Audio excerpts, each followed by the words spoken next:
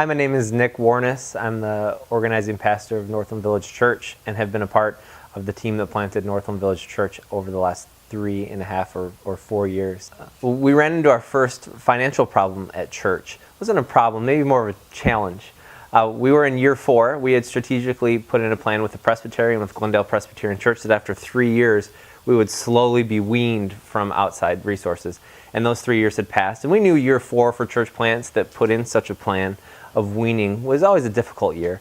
But we knew that, just to put it plainly, we needed to be tithing about $2,600 a week in order to make budget.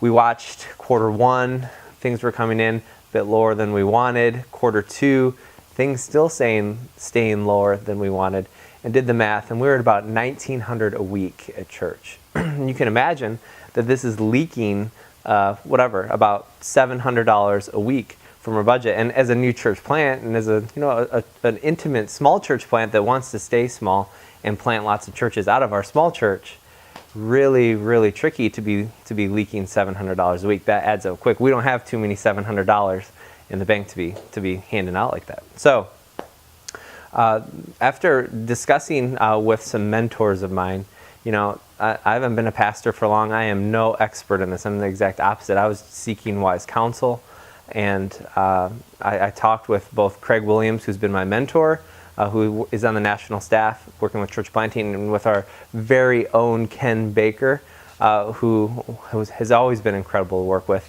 Talked to both those guys, and they both said the exact same thing, and I thought it was really interesting. They said, Nick, if we step back and look at this situation, we got to be really honest. You have a conflict of interest when it comes to talking about money in the church. And I thought, yeah, I agree.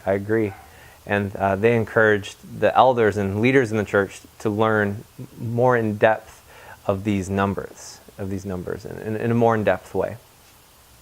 So we let the elders know, and the elders started to look at it. They started to talk. They started to pray, and they came up with a 3-prong effort. The first prong was to use our space a bit better. So we have a new space that we're in as a part of the church. We're excited about being in the space full time. We're excited about other people using the space.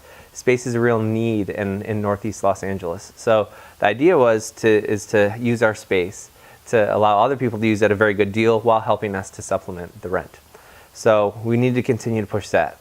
The second piece that the elders discerned was that while we are a small church plant and a small church that values staying small but that wants to plant churches out of our small church, that we still needed to grow a little bit more. So we've always encouraged growth, positive, relational, one at a time kind of growth, and the elders wanted to encourage the church to remember that and to stay true to the call that we had. And then the third piece was that the elders decided that this was a unique season in the life of the church, and maybe it was time for people to give a bit more that are a part of the church, people who have seen what this church has been a part of, people who knew the narratives of the church, people who had seen reconciliation and transformation in the lives, not only of people in our church, but I think in the neighborhood as well. So the elders did a great job putting that forward to the church on multiple levels, through social media, through a congregational meeting, through worship, through small groups, through events that we've done. We talked about these 3 things over and over again. And, this was a big moment. Was the church going to respond? We knew we needed to be here, and we were here. And here wasn't going to cut it for, a whole lot longer.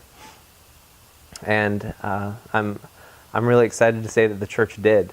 Again, I don't think because of the expert advice of Ken and Craig, not because of the expert advice of the elders and what needed to happen, but I think because the elders prayed and thought about it. Key leaders prayed and thought about it, and they had to decide, is this worth it? And after quarter 3, then we saw a jump from about $1,900 a week, quarters 1 and 2, to about $2,650 a week in quarter 3. And we're just finishing quarter 4 right now. I'm not sure where it's going to land, but last I saw we were $2,811 per week in quarter 4, which is just a really fun way to see the church responding to this challenge.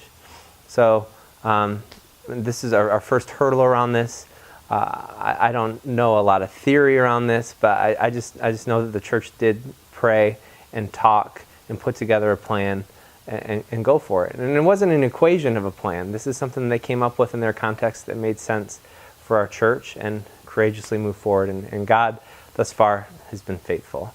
We'll see what happens the next year. We don't anticipate to have this all figured out at this point, and we anticipate more hurdles around this. But we'll continue, I think, to negotiate them as they come.